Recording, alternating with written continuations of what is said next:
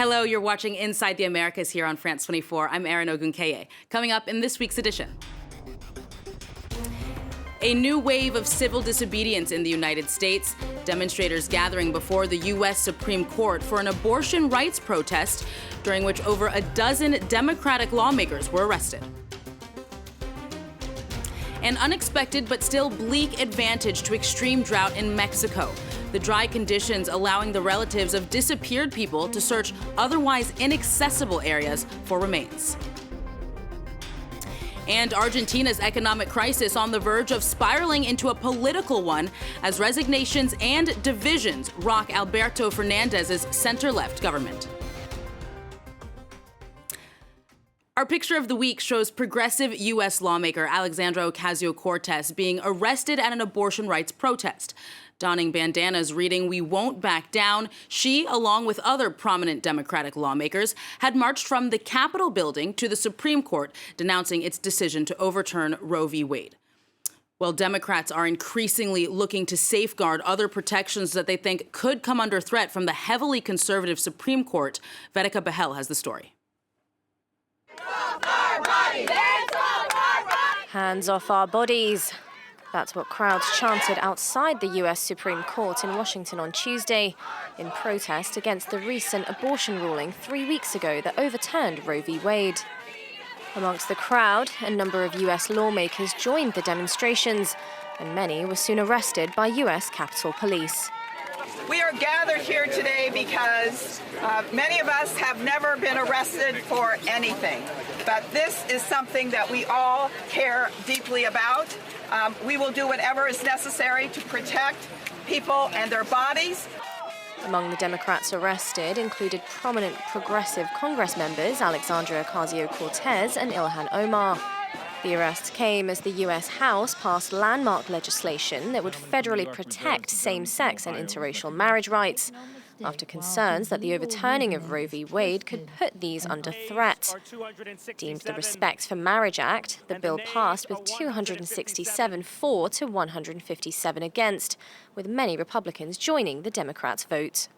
We must act now to defend same-sex and interracial marriage from the bigotry and extremism. With a landmark Respect for Marriage Act, we ensure that marriage equality remains the law of the land now and for generations to come. Whilst the bill has passed the Democratic-controlled chamber, its chances in the evenly divided Senate faces unclear odds, with the chances that many Republicans could also join a filibuster to block it. Another legislation guaranteeing contraception access is set for a vote later this week. Our numbers of the week are 988. Well, that's the new telephone line that Americans can call if they need any form of mental health support. Though the number doesn't replace the existing National Suicide Prevention Lifeline, experts say that it's easier to remember and therefore more accessible to people in distress. In Mexico, extreme drought in the north of the country has brought a rather unexpected form of assistance to the relatives of the disappeared. As places that are usually submerged in water have dried up, it's now easier to search for remains. It's a long-term task, though, as Mexico recently reached the grim record of 100,000 missing people since 1964. Our correspondents have this report. The Santa Catarina River usually flows under this bridge in the city of Juarez. Now almost dry, the riverbed is surveyed by a group of volunteers, searching for traces of bodies or human remains. We are in a period of drought, so if we see a place that is greener than the rest, there may be something decaying. The reason why today's search is focused here is because of the many cases of disappeared people in the area. All these volunteers have lost loved ones nearby. This city has a high incidence of missing persons. We have many cases in this area. There are several large avenues that connect, so it's easy to stop and dump someone, a body, or human remains. With basic resources, the families of the victims start their search among the debris and animal bones. The police ensure their safety, but without directly participating in the search. Decepcionada por las autoridades porque pues no nos dan apoyo. I am disappointed with the authorities because they don't help us and we have to organize ourselves to carry out the search. Yes, sometimes you lose hope. You feel depressed. You want to throw in the towel and give up. But once again, you start over with the hope of finding them. After a decade-long period of relative calm, the disappearances in Nuevo León have dramatically started again. 200 people have disappeared since the beginning of the year. Sandra has just attended the second meeting with the judge in charge of the investigation into the disappearance of her sister and niece in September 2021. They're slow. We don't see any progress. They don't give us explanations either. We don't see any motivation in their work. The struggle of these families is also a legal one. Lourdes lost her son 12 years ago. Today she uses her experience to help others like Sandra. Perhaps the battle we've been fighting over the years and the pressure we put on the authorities means they cannot put us off so easily. Either you fight or you die of sadness. They expect us to bring them back home. Since 1964, more than 100,000 people have disappeared in Mexico, mainly because of organized crime.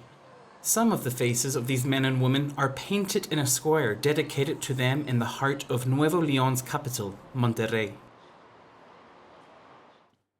In Argentina, the economic crisis is threatening to become a political one.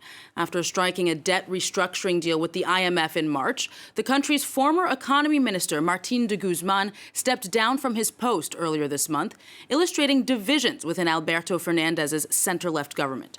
Well, meanwhile, economic conditions are worsening as inflation hits new highs while the peso sinks to new lows. Charles Pellegrin from our business desk is here to tell us more.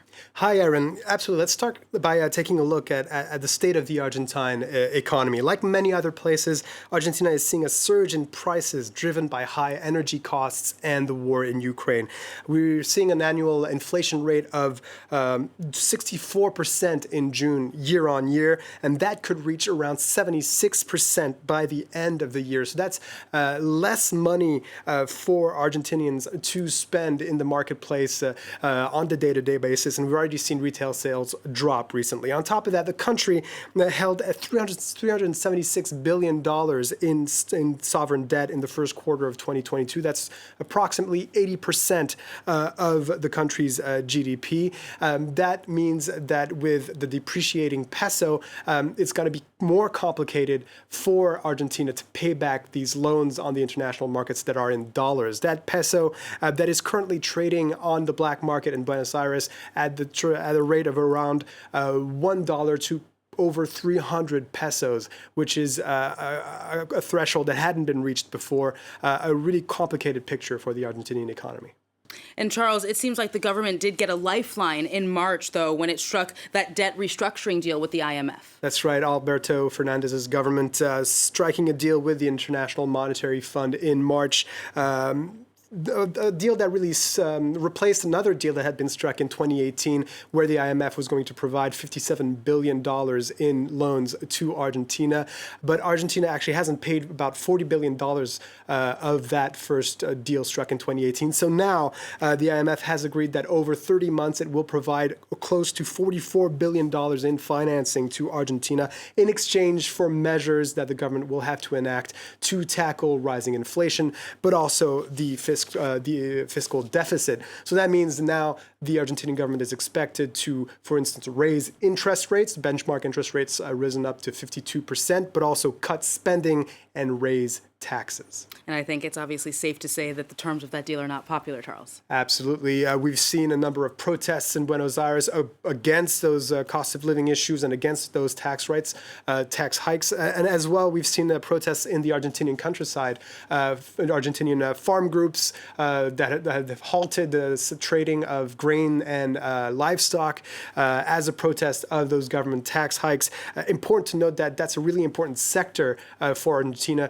Argentina is the number 1 exporter of processed soy and the number 2 exporter of corn. The very influential Cristina de Kirchner, vice president of that government, is the one who's picking up on this popular resentment, and she's the one who could be the member of the government that could renege on that IMF deal. And if that happens, then Argentina is again in a state of uncertainty when it comes to its position on the global financial markets. All right, Charles Pellegrin, thank you very much. Well, squirmy viewers beware. There's a rather unwelcome return in the U.S. state of Florida. A year after they were declared eradicated from the southern part of the state, giant African land snails are back. Now, they're terrifying not only in their size, which is equivalent to about the size of an adult fist, but also the risks that they pose. The slimy species carry a parasite that causes meningitis. They're also one of the planet's most invasive species. Now, in response, local officials have put a portion of the concerned county under quarantine, hoping to prevent the mollusks from spreading any further. Well, that's all the time we have for this edition of Inside the Americas. Thank you for watching, and see you next week for all of the news from north to south.